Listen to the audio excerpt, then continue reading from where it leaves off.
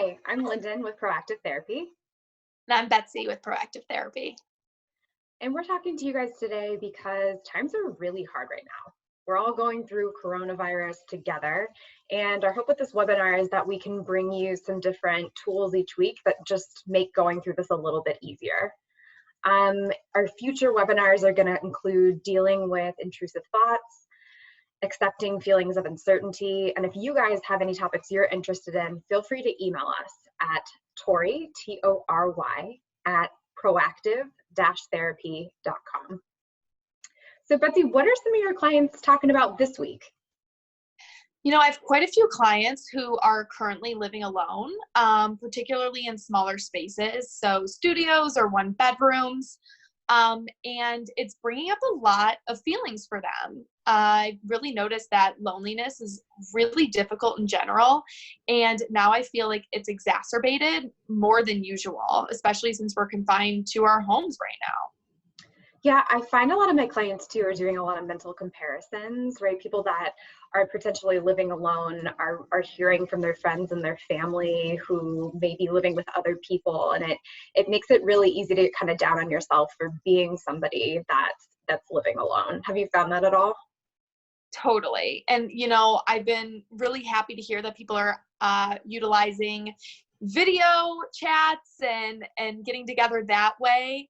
But I also validate the fact that that's just not always feeling the same. And how, it can feel a little artificial. And there's something that's really nice about just having your friend come over and watching TV. And that's just not possible right now.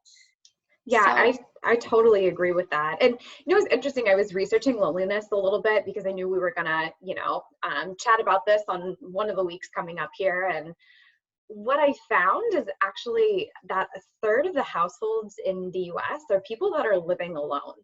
So there's yeah. actually a lot of people right now that are going through this, that are self-quarantining at home. It's not, the odd one or two people. It's really normal right now to be on your own and to feel lonely. Completely. And when you think about social or how social humans are, this is not natural behavior for us. And I know in DBT, you talk a lot about opposite action when you are feeling down and depressed, and that is getting up out of your house, interacting with people. And now we're doing behaviors that typically we do when we are feeling depressed. So it makes sense how that can lead to feelings of, like feeling lethargic, it's affecting your sleep, feelings of worthlessness and pain. And it really can have a lot of urges to engage in maladaptive behaviors that you have probably been really working very hard to stop. Mhm. Yeah, that's my understanding of loneliness too, is that it's honestly completely overwhelming. I mean, from an evolutionary standpoint, it evolved as a signal to us that we need to connect with our tribe, which was a life and death thing, right? If you didn't have a tribe, you couldn't defend yourself against Completely. predators and survive. And so, I hear a lot of people kind of being self-judgmental about loneliness, kind of almost invalidating it, like it's not that big of a deal, but it's an overwhelming feeling for people that are going through it. Completely. Mhm. Completely. And I think this is the time that we really have to start getting creative with what we're going to do because, who's experienced this situation before? We're all brand new to this. And I've really utilized it with my clients as a time to how do we think outside of the box? Mhm. And it's different from person to person. A lot of the conversations I've been having with my clients is this question about how do you feel connected? And it's different for all of us, right? So, an exercise I've been having my clients do is actually to close their eyes and think about a time that they felt really connected with somebody and thinking about where they were, who they were with, what they were saying and doing, and what about that led them to feeling connected. Because if you think about it from the five love languages, right? I'm sure you've read that book, that we all feel Mhm. loved in different ways. And for those of us who feel love through quality time and words of affirmation, video chat might be really effective. But for those of us that need physical touch, that we feel love through gifts, that we feel love for doing kind acts towards each other, that's not going to cut it with video chat. And so it kind of Mhm. bears the question, what do we do then if we're one of those people that video chat just doesn't cut it for connection? Completely. And I think that's where self-soothing comes in, right? So thinking what brings us comfort. So if you are someone who values touch, there's things like weighted blankets and, curling up in your favorite pajamas, finding comfort in these different ways. I'm also a big fan of baths or taking long showers, things that we typically do daily, but how can we do them in a more mindful way and maybe add a couple of things like, essential oils, scents that are really comforting to us, Yeah, and things like even things that. like self massage, right? Like kind of rubbing your Yes, shoulders. There's totally. research that placing a hand over your heart can get your body to Hmm. produce some oxytocin and lower your blood pressure. Things Completely. like foam rollers. Have you ever seen those on Amazon where you kind of roll on them and they give you a self Oh yeah. massage? Oh yeah. Uh-huh. I actually have one. It's been extremely helpful for me. It's Absolutely, but great. it gives you that satisfaction of that physical craving. For a lot of us, we Totally. need physical touch to feel contained, to feel soothed, to feel Completely. comforted. Completely. And it's And like, even in terms of gifts, let's say your love language is to give a gift. How can maybe you crochet a scarf, maybe you paint someone something and filling it that way too, or doing some sort of exchange. I saw people are doing recipe exchanges and things that make you feel connected in a little bit of a different way too. absolutely. And even for those people who are more acts of service, right? So meaning that they feel connected when they do things for others and others do things for them. I think contribution is huge here, right? Being able to kind of do Totally. things for other people. And I've just seen this outpouring of really beautiful gestures from people. I've heard some of my clients are writing handwritten letters, just so that they can Yes, have the pen yes, pal. Yeah. totally. Good old snail mail. It Yes, feels really good to absolutely. get. I've seen Yes. other people that are sewing masks for healthcare professionals. Ah, I even saw somebody who has been doing grocery shopping for their elderly neighbor so that they can, go and, they're younger and they feel more comfortable going to the store. And that's been amazing. What have you seen from your clients as far as just ways to contribute and feel connected to humanity right now? I actually just learned there's an organization right now where you can read books to children who are currently at home, which I thought is just the sweetest thing and a way to give back for parents who are also very overwhelmed right now, right? Working from home while having small children and just increasing the connection that kids are getting as well. Yeah, and I think even on a smaller scale, just calling maybe grandparents who are stuck at home alone Totally. right now, or helping them, if this is your skill set, helping them be able to troubleshoot computer issues so they can Oh my connect gosh, virtually with other yes. people. Absolutely. Absolutely. And, simply being a listening ear, we're all going through this at the same time. And I think people have different experiences, different days. So, how do you just be able to listen and validate? Yeah, 100%. And I think it's so important that we acknowledge that it's not just video chats. There are other dimensions where we can feel connected, right? The Totally. physical dimension through contribution. All of these things lead us to feel more contained, more connected to the world around us. Absolutely. Betsy, I know you do a lot with dating. I was interested in how that's going in the pandemic. I have so many clients that feel like their dating life is totally stalled right now. So, how are you working with that? Completely. It's funny. I feel like when we first got the shelter in place, people were like, it was really highlighting the fact that people who are not partnered, are not partnered currently, and a sense of hopelessness of like, well, what am I supposed to do now? I can't go out on dates.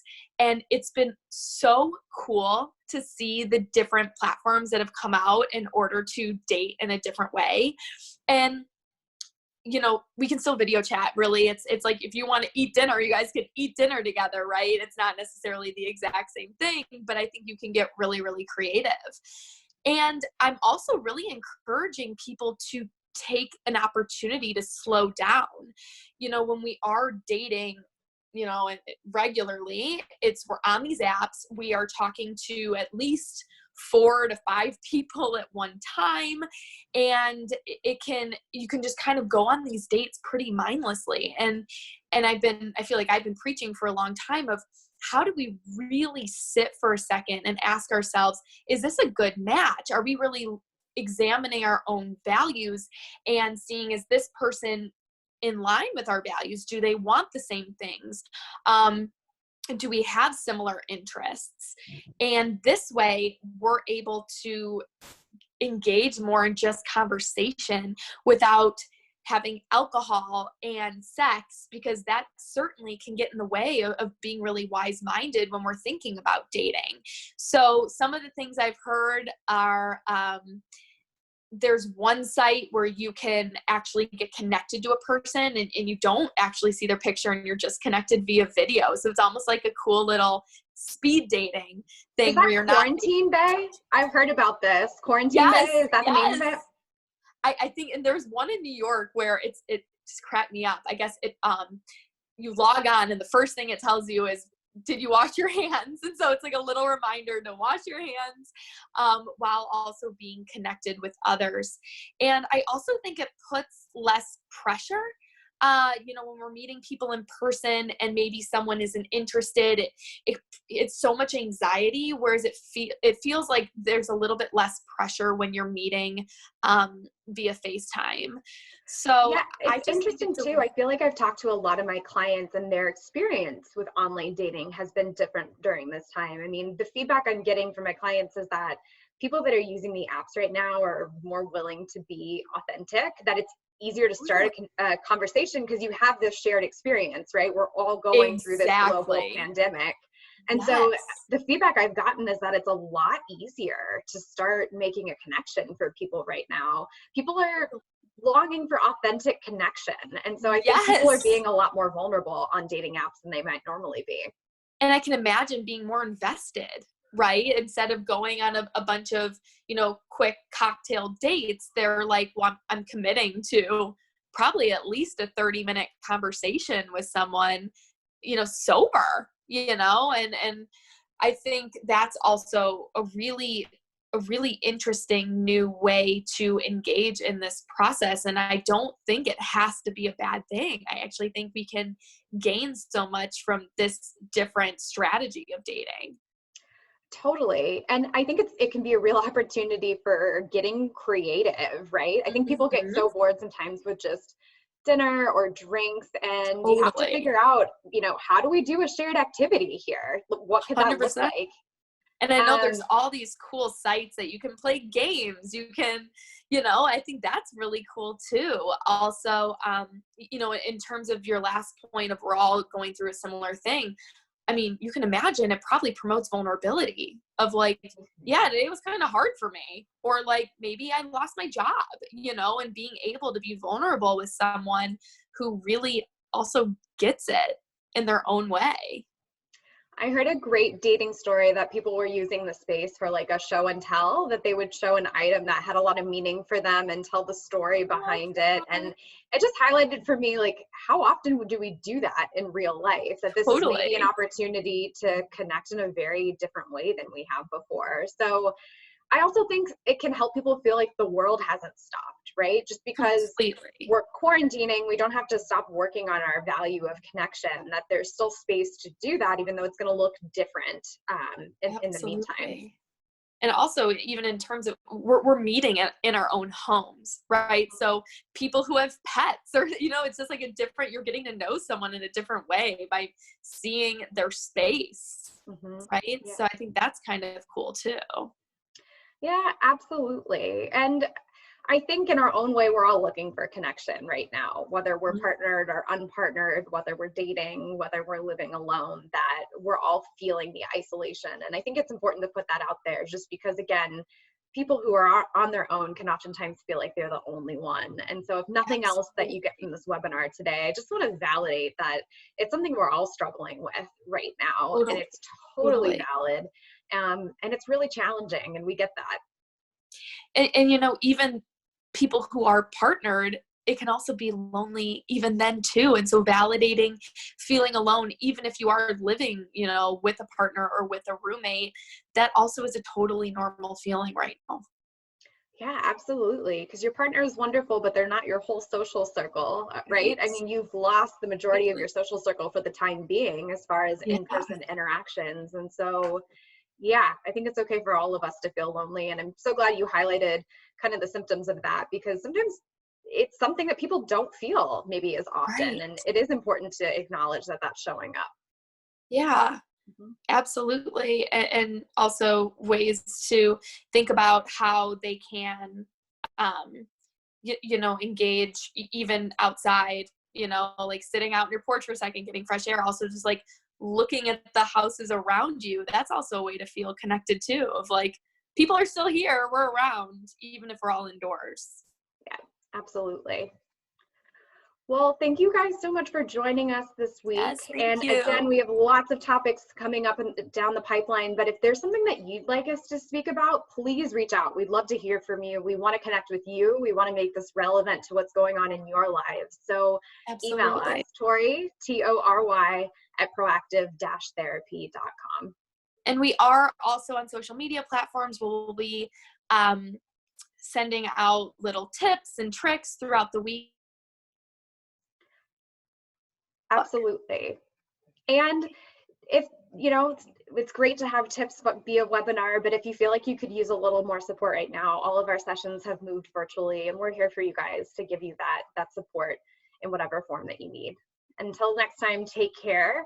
Betsy, it was so great connecting with you this week. Same here, Lyndon. I hope you have an awesome day. All right, see you later. Bye.